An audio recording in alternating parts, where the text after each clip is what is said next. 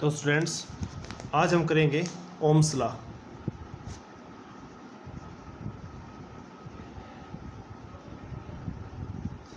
किसने दिया था ये? उसका कंप्लीट नाम था जॉर्ज साइमन ओम्स। और कब दिया था ये? 1827 में। ठीक है स्टूडेंट्स, तो ओम्स लॉ क्या था? ओम्स लॉ के हिसाब से देखो आप, जैसे रेजिस्टेंस का हमने प्रॉपर्टी के बारे में स्टडी किया था, तो हमने क्या पाया था कि रेजिस्टेंस क्या होता है? किसी भी कंडक्टर का करंट के इन्वर्सली प्रोपोर्शनल होता है। इसका मतलब ये होता है कि जब रेजिस्टेंस इंक्रीज होता है, जब बढ़ता है, तो करंट क्या होता है? डिक्रीज होता है। ठीक है स्टूडेंट, या रेजिस्टेंस जब डिक्रीज होगा तो करंट क्या होगा? इंक्रीज हो जाएगा। ठीक है, तो इसने उसी के ऊपर क्या किया था, मतलब एक तरह से ओम्स लॉ हम इसको बाद में बोले, एक सजेशन दिया था उसने अपना कुछ, या उसने अपना कुछ एजप्शन दिया था, ऐसे आप मान सकते हो। इसको बाद में क्या है, ओम्स लॉ के नाम से बना दिया गया। तो उसने क्या बताया था कि किसी भी कंडक्टर के अंदर जो करंट फ्लो करता है वो क्या होता है? पोटेंशियल डिफरेंस के या वोल्टेज के क्या होता है? डायरेक्टली प्रोपोर्शनल होता है। तो हम जब इसको करेंगे, इसका मतलब क्या होगा कि जो करंट होता है, मैथमेटिकली हम समझेंगे तो जो आई होता है वो क्या होता है?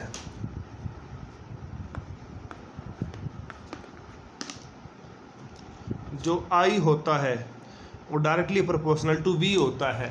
तो आई क्या हो गया? करंट। वी क्या हो गया? आपका पोटेंशियल डिफरेंस। ठीक है, तो अभी देखो इसमें, अभी इसमें क्या है, अब इसमें थोड़ा कन्फ्यूजन क्या है, मतलब कई टीचर इसको ऐसे पढ़ाते हैं कि वी डायरेक्टली प्रोपोर्शनल टू आई। ठीक है, लेकिन वो क्या है, मेरे हिसाब से ये गलत है। ये I directly proportional to V है, और बाद में हम इसको मैथमेटिकल रिलेशन में कन्वर्ट कर लेते हैं ताकि हम न्यूमेरिकल सोल्व कर पाए। देखो, वी डायरेक्टली प्रोपोर्शनल टू आई नहीं हो सकता, क्योंकि ऐसा तो है नहीं। पहले करंट एग्जिस्ट करेगा या पोटेंशियल डिफरेंस? भाई पहले तो बैटरी होगी, और बैटरी का कुछ ना कुछ पोटेंशियल डिफरेंस होगा। ठीक है, पहले तो बैटरी होगी, उसका कुछ ना कुछ पोटेंशियल डिफरेंस होगा, और उस पोटेंशियल डिफरेंस के कारण किसी भी सर्किट में कुछ करंट फ्लो करेगा। ना कि ऐसा थोड़ी होगा कि पहले करंट होगा, बाद में पोटेंशियल डिफरेंस बनेगा बैटरी के अंदर। ठीक है, तो इसका मतलब ये होगा कि किसी भी कंडक्टर के अंदर जो करंट क्या होता है वो पोटेंशियल डिफरेंस के डायरेक्टली प्रोपोर्शनल होता है। आई की वैल्यू इंक्रीज करने से वी की वैल्यू इंक्रीज करेगी, आई की वैल्यू डिक्रीज करने से वी की वैल्यू डिक्रीज करेगी। तो सॉरी, उल्टा बोल गया। वी की वैल्यू इंक्रीज होने से आई की वैल्यू इंक्रीज होगी, और वी की वैल्यू डिक्रीज होने से आई की वैल्यू डिक्रीज होगी। तो इसको क्या, इसका मतलब क्या हुआ कि आई की वैल्यू किस पे डिपेंड करेगी? पोटेंशियल डिफरेंस पे, या वी की वैल्यू पे, या वोल्टेज पे।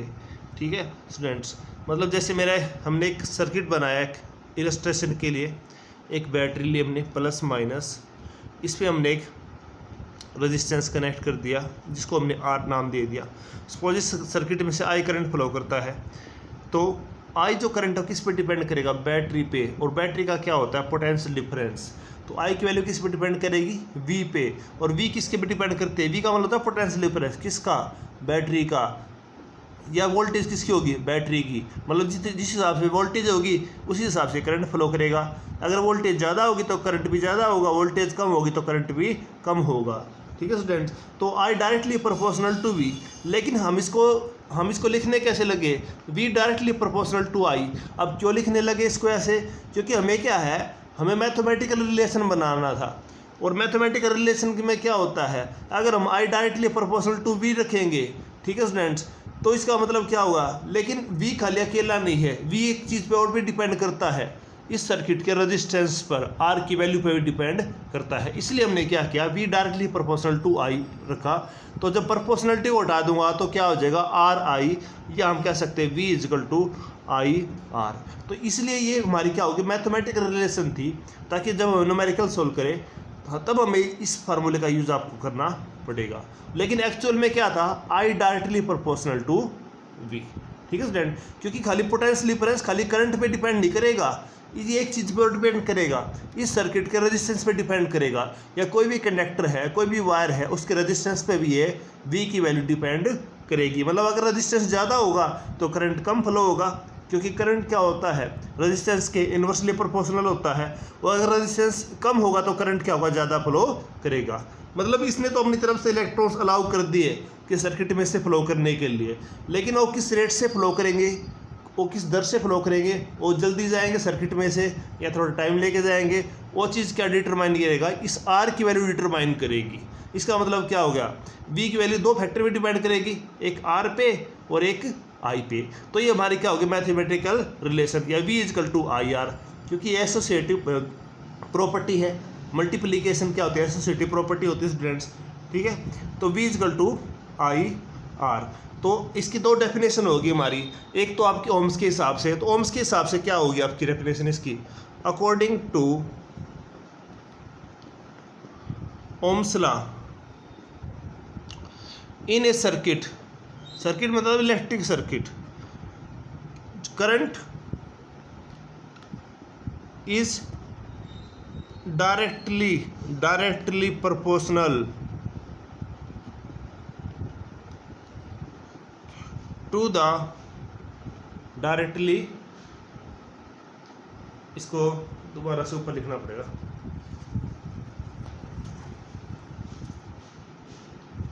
According to Ohm's law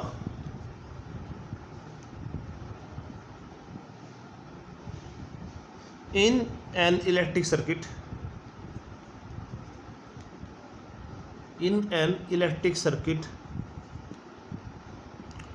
current is directly proportional to potential difference. लेकिन कब होगा, इफ रेजिस्टेंस मतलब आर की value, resistance of the circuit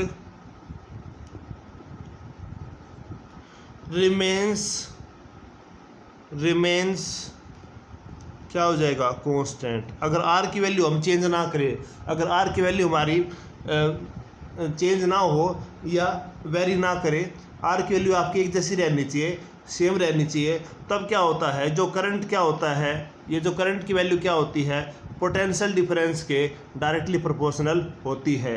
देखो ये कंडीशन, ये इसलिए ओम्स लॉ इसमें कंडीशन दे दी कि आई की वैल्यू कब प्रोपोर्शनल होगी, जब आर की वैल्यू, रेजिस्टेंस की वैल्यू फिक्स हो, आर की वैल्यू चेंज ना हो, आर की वैल्यू परिवर्तित ना हो, तब क्या होगा, आई क्या होगा, डायरेक्टली प्रोपोर्शनल टू वी होगा। लेकिन और आर की वैल्यू जनरली चेंज नहीं होती रूम टेम्परेचर पर, लेकिन अगर टेम्परेचर कुछ ज़्यादा इंक्रीज हो जाए या कुछ एक्सटर्नल कंडीशन या कुछ एक्सटर्नल फिजिकल कंडीशन चेंज हो जाए तो आर की वैल्यू भी चेंज हो जाती है। तो उसी हिसाब से क्या होता है, करंट की वैल्यू भी चेंज होगी। तो इसका मतलब समझे स्टूडेंट्स कि वी की वैल्यू क्या होगी आपकी, ओम्स लॉ का हमने फॉर्मूला तो बता दिया, वी इजकल टू क्या होगा, वी इजकल टू होगा, वी इजकल टू क्या होगा, आई आर। तो हमने क्या बताया था कि अगर आर की वैल्यू कांस्टेंट हो, या इसको ऐसे लिख सकते हैं, I R equal to V, ठीक है। तो अगर आर की वैल्यू कांस्टेंट हो तो आई डायरेक्टली प्रोपोर्शनल टू क्या होगा, वी क्या होगा, ठीक है स्टूडेंट। तो यहाँ से मतलब ये मेरा क्या होगा, ये तो मैथमेटिकल रिलेशन आ गया मेरा, ये V equal to I R. तो इसकी दो डेफिनेशन आ गया आपकी। ये पहली वाली डेफिनेशन तो क्या थी कि जो करंट क्या होता है, पोटेंशियल डिफरेंस के डायरेक्टली प्रोपोर्शनल होता है अगर आर की वैल्यू कांस्टेंट हो, if R is kept constant, if R remains constant, then I is directly proportional to V, और we can say that current is directly proportional to potential difference. But अगर आपकी external condition change हो जाए, मतलब external condition का मतलब क्या है, सपोज आपका टेम्परेचर चेंज हो जाए, ठीक है स्टूडेंट्स, तो आर की वैल्यू क्या हो जाएगी, आर की वैल्यू भी चेंज हो जाएगी। और जब देखो जब टेम्परेचर ज़्यादा चेंज हो जाएगा तो कंडक्टर की क्या होगी, थिकनेस में भी चेंज आएगा, उसकी लेंथ में भी चेंज आएगा, उसके अंदर के जो डायमेंशन है उसमें बॉन्डिंग में भी चेंज आएगा। तो उस हिसाब से आर की वैल्यू में भी चेंज आएगा। और जब आर की वैल्यू में चेंज आएगा तो आर के साथ क्या हुआ, आई की वैल्यू में भी चेंज आएगा, क्योंकि हमने पहले पढ़ा था कि आई क्या होता है, inversely proportional to R. R क्या होता है, आई क्या होता है, इन्वर्सली प्रोपोर्शनल टू आर, मतलब आर की वैल्यू कम होने से आई की वैल्यू बढ़ जाएगी और आर की वैल्यू ज़्यादा होने से आई की वैल्यू कम हो जाएगी। मतलब if R increase then I decrease, if R decrease then I increase. तो इसका मतलब क्या होगा, जब आर चेंज होगा, अगर आर बढ़ेगा, कब बढ़ेगा, अगर टेम्परेचर चेंज होगा तो आई की वैल्यू क्या हो जाएगी, डिक्रीज हो जाएगी। लेकिन उस कंडीशन में भी क्या होगा, V की वैल्यू क्या रहेगी, इस पोटेंशियल डिफरेंस की वैल्यू क्या रहेगी, कांस्टेंट रहेगी। इसको इस बात से कोई मतलब नहीं है, इसको मतलब है इन दोनों के प्रोडक्ट से। मतलब सपोज मैंने अपनी तरफ से एग्जांपल मान लिया, हालांकि ऐसा नहीं है। सपोज आई की वैल्यू 3 होगी और आर की वैल्यू कितनी होगी, 2 होगी, तो 3 × 2 कितना हो गया, 6 हो गया। ठीक है स्टूडेंट्स, अगर मतलब आई की वैल्यू बढ़ गई और तो आर की क्या होगी, घट जाएगी। लेकिन अगर आई की वैल्यू घट गई, सपोज आई की वैल्यू कितनी हो गई, आई की वैल्यू होगी 2 और आर की वैल्यू कितनी होगी, 3, तो उस कंडीशन में भी क्या आएगा, 6 हो गया। मतलब 6 किसकी वैल्यू आ गई, V की वैल्यू आ गई।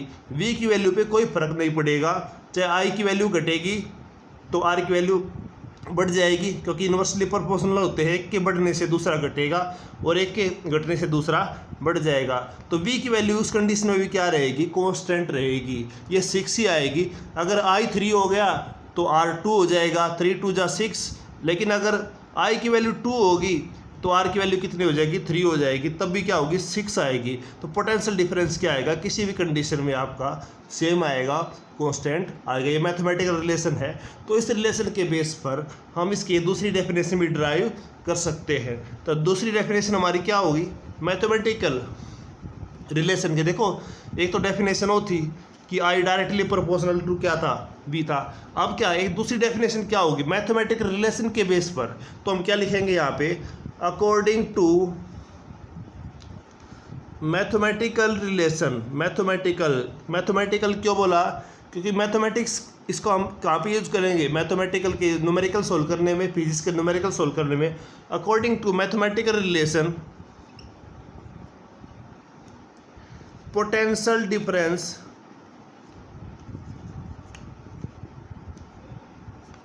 Of a circuit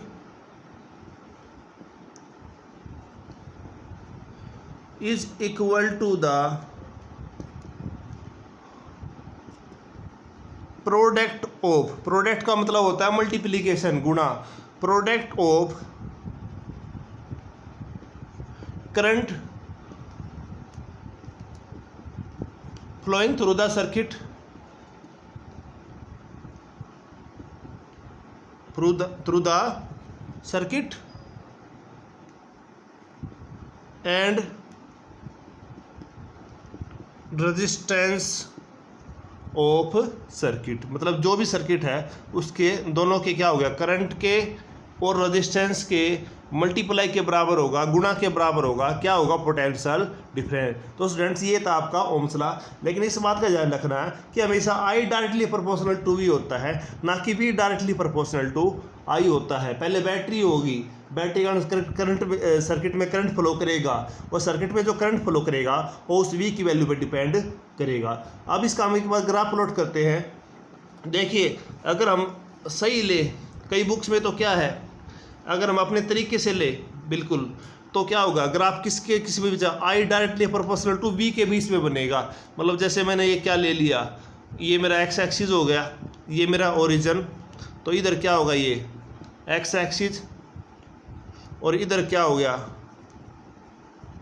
Y axis. तो वाई क्या लूँगा, अगर आई वर्सेस V लूँगा तो वाई के लॉन्ग क्या लूँगा मैं, आई की वैल्यू, एक्स के लॉन्ग क्या लूँगा मैं, V की वैल्यू। तो मेरा ग्राफ क्या बनेगा, इस तरह बनेगा स्टूडेंट्स। और ये कैसे बनेगा, देखो मैंने क्या बताया कि I directly proportional to V होता है, कि V की वैल्यू बढ़ने से आई की वैल्यू बढ़ेगी। तो सपोज यहाँ पे आई की कुछ वैल्यू थी, some value of I exist here, then उसके बाद ये देखो ऐसे ऐसे इस तरह से ये ग्राफ स्ट्रेट लाइन जाएगा। ठीक है, स्ट्रेट लाइन तो हम डायरेक्टली वैसे ड्रा कर देते हैं, लेकिन हम इसका ग्राफ प्लॉट करते हैं तो हमें इसकी वैल्यू लेनी पड़ती है कि सपोज यहाँ पे आई की वैल्यू कुछ थी, उसी हिसाब से यहाँ पे V की वैल्यू कुछ थी, फिर आई की वैल्यू यहाँ पे कुछ और होगी, V वैल्यू कुछ होगी। तो हमारी ये पॉइंट बन गए, एक पॉइंट ये, दूसरा पॉइंट ये, दूसरा पॉइंट, तीसरा पॉइंट ये। जब हम तीनों पॉइंट सब पॉइंट को मिलाएंगे या जितने भी पॉइंट बनेंगे तो ये लाइन क्या बनेगी, एक स्ट्रेट लाइन बनेगी स्टूडेंट्स। तो ये क्या होता है, ओम्स लॉ का ग्राफ होता है स्टूडेंट्स। लेकिन ये जो स्ट्रेट लाइन जो ग्राफ होता है ओम्स लॉ का, ये कब वैलिड होता है, for small value of current, for small value of current. मतलब अगर करंट किसी सर्किट में से बहुत कम करंट फ्लो करता होगा और बहुत कम पोटेंशियल डिफरेंस होगा, वी की वैल्यू भी कम होनी चाहिए, वी की वैल्यू भी स्मॉल होनी चाहिए।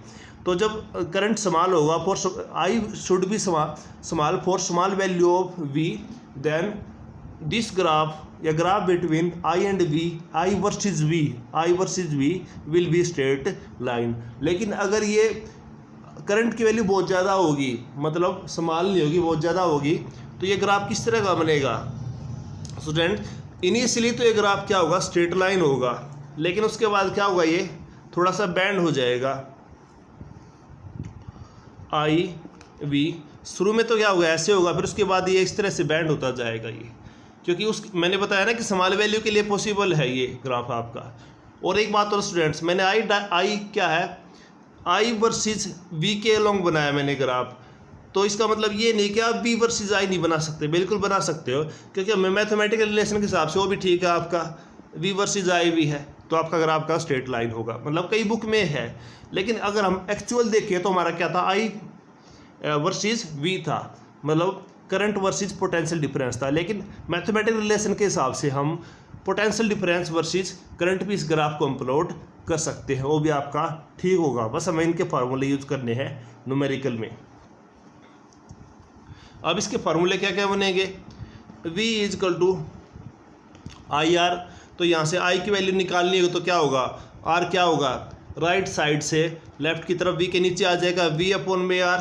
तो एक मेरा फार्मूला क्या बन गया, ये बन गया I is equal to V upon में R। या अगर मेरे को R की वैल्यू निकालनी हो, V की वैल्यू आपको गिवन हो, I की वैल्यू गिवन हो, तो R की वैल्यू कैसे निकालेंगे, V अपॉन में I।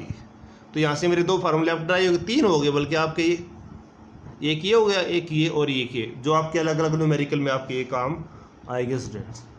Thank you. बाकी ये कि आप चैनल को सब्सक्राइब करो और लाइक और शेयर करो, और इसमें बेल आइकन को भी प्रेस करो, ताकि क्या है कि जो रेगुलर अपडेट्स जो भी मैं बनाता रहूँगा आगे वीडियो, वो आपको टाइमली मिलती रहे स्टूडेंट्स। और लाइक और सब्सक्राइब शेयर ज़रूर कर दिया करो इसको भी, इसमें आपका क्या जाएगा, मेरे को थोड़ा बहुत मोटिवेशन मिल जाएगा। Thank you.